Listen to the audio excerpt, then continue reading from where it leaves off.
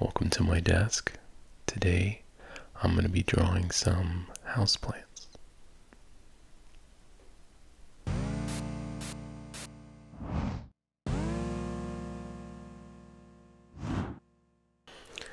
Okay, so I'm going to be drawing some houseplants in this yellow sketchbook today.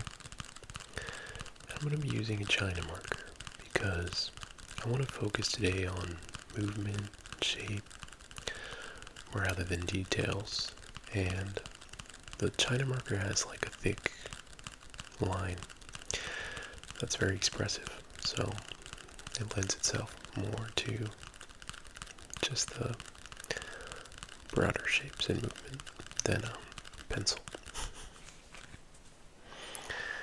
But the first plant that I'm going to draw today is a spider plant.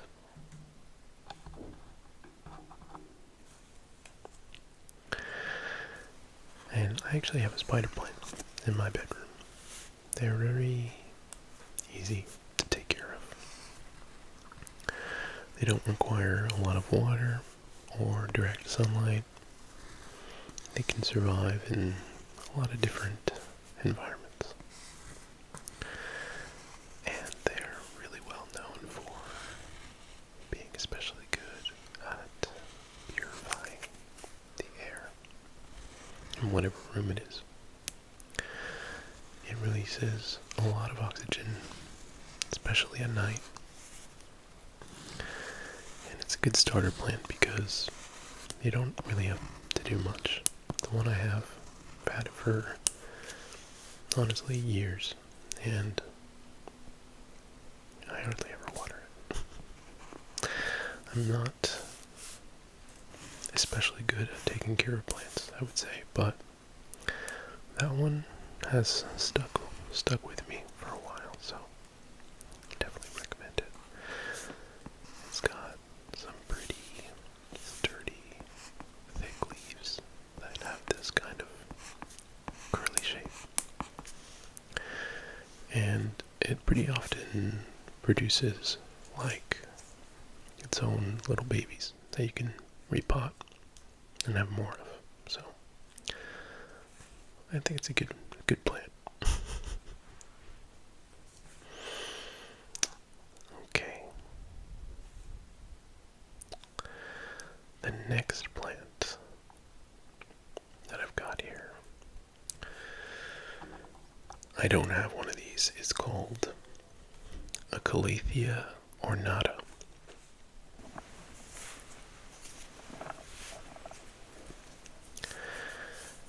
Or sometimes called a pinstripe Calathea,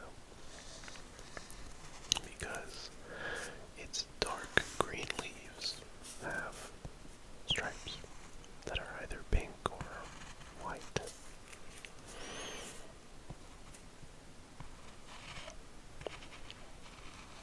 And it has a purple underside. Very, very pretty plant.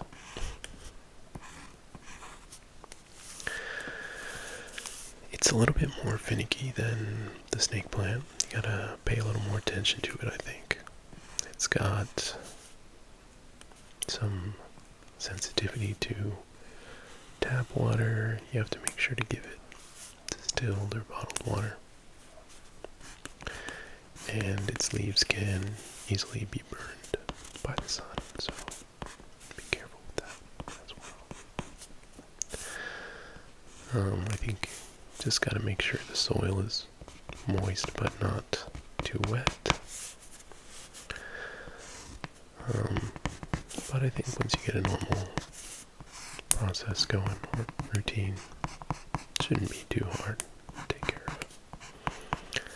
Might try to add one to my collection this year.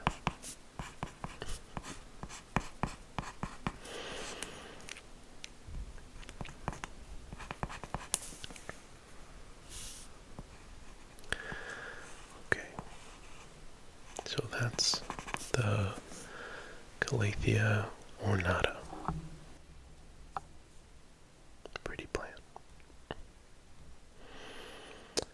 Okay. The next plant I'm going to draw here. Let me see. Okay, yeah. The next plant I'm going to draw is a rubber plant. I love rubber plants. I have one of these too. It's also called Ficus elastica. It's very popular because, again, very low maintenance. Doesn't require a lot of care.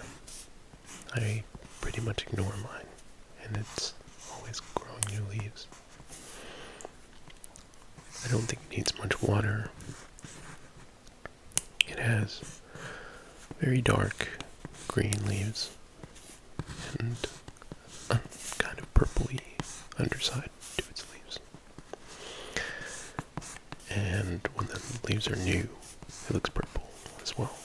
At the top, they grow at the top. Mine is pretty small, but it's getting taller. I've had it for a few years now. But this is one of those that can grow huge. Like outside, they become really big trees. I think it's pretty versatile. Like I said, it can grow outside or inside. And if you have it like in a pot, it won't get much taller than maybe like 2 or 3 meters. But outside it can grow to about 100 feet tall. So, definitely a cool one. I made it shorter because I didn't have as much space, but you get the idea.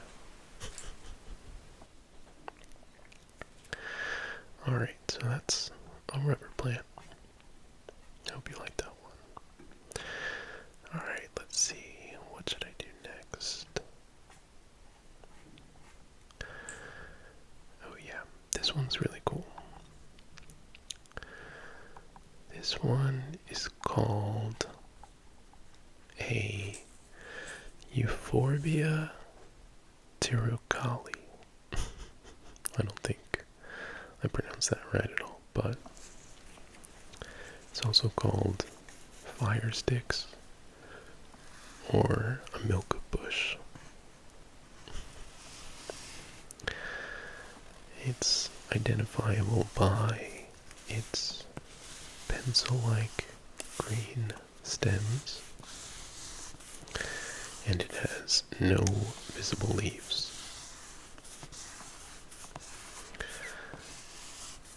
It definitely needs a lot of light. It's a cactus, so they all kind of need a lot of light.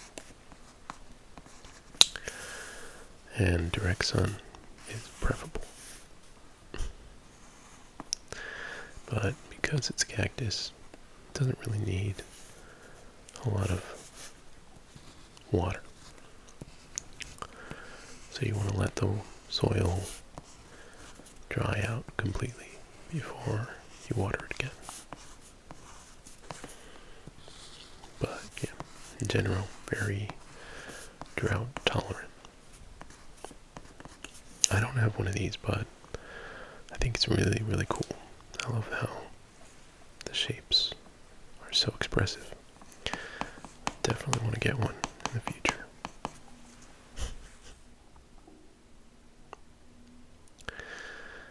Alright, let's go ahead and let's do one more. And we can do the spider plant. I have a spider plant. You may have seen it. It's in my office, on a bookshelf, but it definitely doesn't look like this picture. It's not as healthy. Like I said, I'm not the most amazing plant dad, but I do my best. And I think This one is also really famous for purifying the air really well. That's what I've heard. And it also propagates really well. Although I've killed quite a few of these in the past. But, you know, I'm not going to beat myself up about that. You know, I've kept this one that I've had in my office for, I would say I've had it for a few years now, so getting better. But yeah, like I was saying, the spider plant does produce little babies pretty easily. And then you can repot those and have another one. But to be fair, mine hasn't done that. So maybe I'm not doing something right. And it's not toxic to animals. So if you have pets, it's a good idea to get one of these too. Alright, I think that's enough.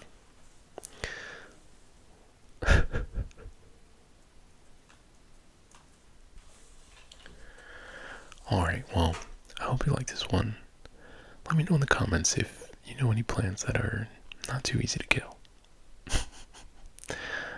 And I will see you in the next one.